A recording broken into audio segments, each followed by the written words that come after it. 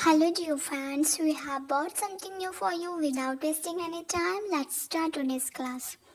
In this section, we will introduce the words and sentences which denote the group of things. A battery of guns,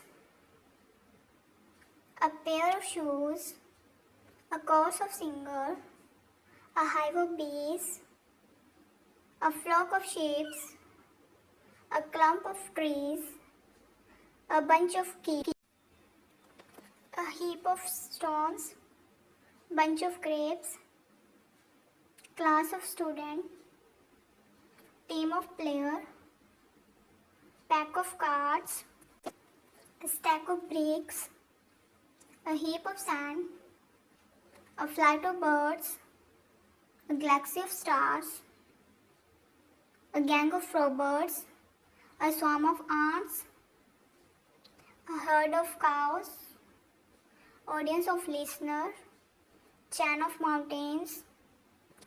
If you like this video, subscribe to our channel.